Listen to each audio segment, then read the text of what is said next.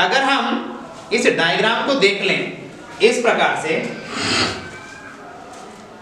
उन तंतु सारे के सारे बहुत सारे स्टेमन हैं और उनके फिलामेंट, ठीक है, हम एक साथ जोड़ दें इस प्रकार से,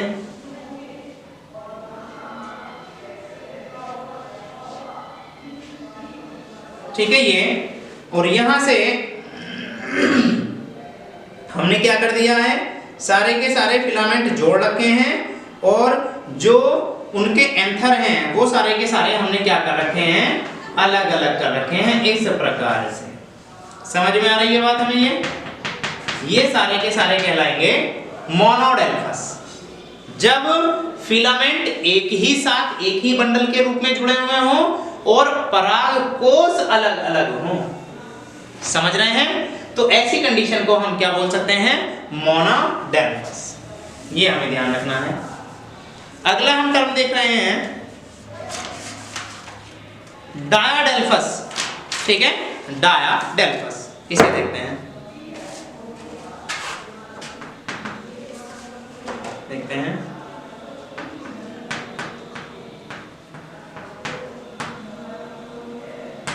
ठीक है, डायाडेल्फस। इसमें क्या होगा, इसमें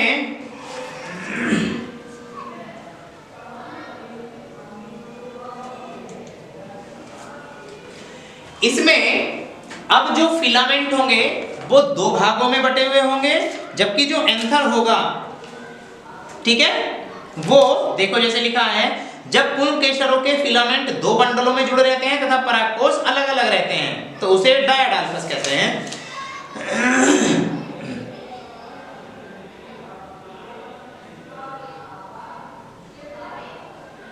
ठीक है, इसका डायग्राम भी हम बना सकते हैं। दो फिलामेंट बना दो, दो संघों में, और इनके सबके एंथर क्या हो जाएंगे, अलग अलग हो जाएंगे।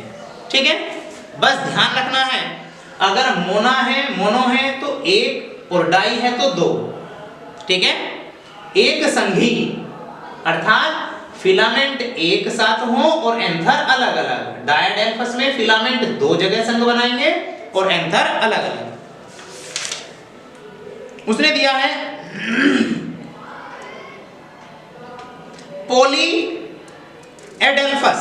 ठीक है, थर्ड ही आ जाएगा हमारा पॉली एडेल्फस। इसमें पॉली का मतलब क्या हो जाएगा, बहुत सारे, अर्थात जो फिलामेंट होंगे वो तो अलग अलग बहुत सारे बंडलों के रूप में होंगे, जबकि ठीक है एंथर भी अलग अलग होंगे। जैसे लिखा है फिलामेंट के अनेक बंडलों से जुड़े रहने की अवस्था को, ठीक है, पॉलीएडेल्फस कहते हैं। ठीक, आगे देख रहे हैं हम।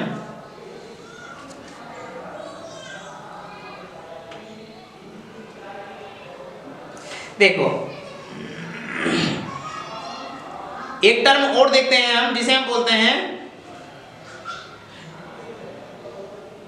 टेट्रा डायनेमस और डाई डायनेमस। ये दो शब्द बहुत अच्छी टर्म है, ये भी हमें देखनी है। ये सबसे पहले लिखा है डाई डायनेमस, ठीक है, और दूसरा है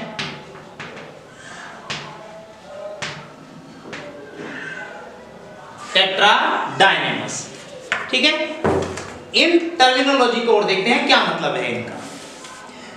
देखो जो डायडायनेमस है उस पुष्प में 4 पुंकेसर होंगे।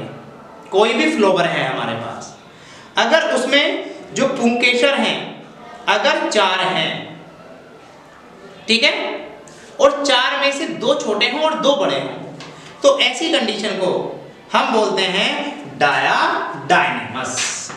समझ रहे हैं? टोटल स्टेमन कितने होंगे, 4, 2 छोटे और 2 लंबे। टेट्राडायनेमस में क्या होंगे, टोटल स्टेमन होंगे 6। ध्यान रखेंगे, टेट्रा का मतलब 4 मत समझना, वो कहना क्या चाहता है ये समझो। टेट्राडायनेमस का मतलब है, चतुर्दीर्घी का मतलब है पुंकेसर होंगे 6 और 6 में से 4 होंगे लंबे और 2 होंगे छोटे। क्लियर है? अर्थात 4 प्लस 2, यहां 2 लंबे और 2 छोटे, 4 लंबे और 2 छोटे, ये हमें ध्यान रखना है।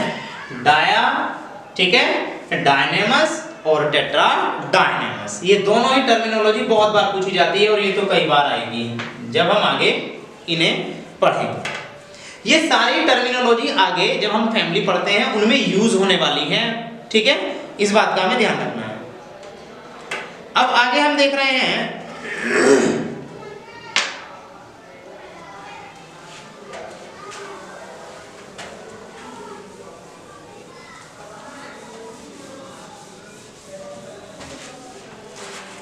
पिस्टिल या कार्पेल, ठीक है, इसे चक्र को बोलते हैं हम गायनीशियम, ठीक है, क्लियर है, गायनीशियम। और इसकी जो यूनिट होती है उसे हम बोलते हैं कार्पेल या पिस्टिल, ठीक है, कार्पेल या पिस्टिल।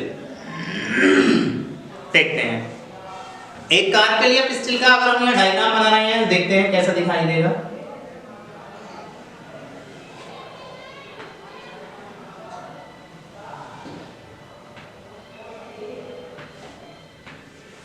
ठीक है, ऐसा दिखाई देता है हमें एक कार्पेल या पिस्टिल। इसके ऊपरी हिस्से को हम बोलते हैं स्टिग्मा, स्टाइल, ओवरी, ठीक है भाई। अब देखो उसने क्या बताया है, कुछ यहां भी हमें टर्मिनोलॉजी देखनी है, ठीक है।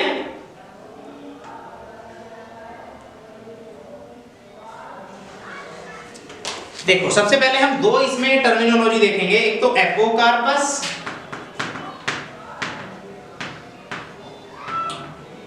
एपोकार्पस, और दूसरी देखेंगे हम सिनकार्पस, सिनकार्पस,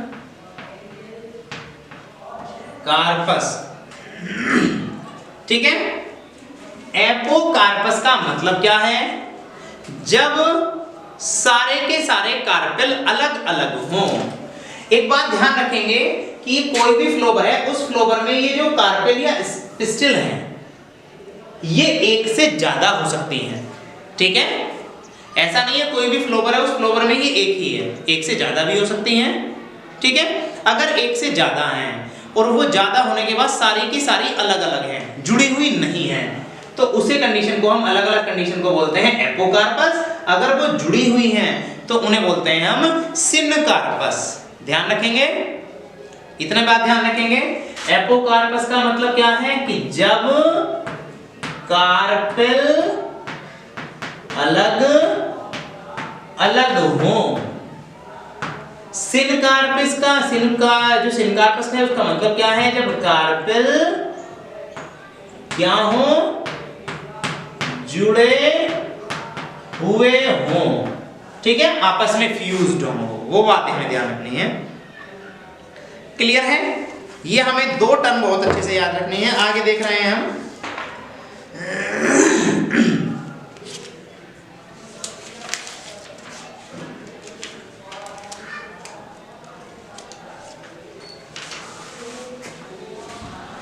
देखो हमें एक चीज और देखनी है यहीं पर।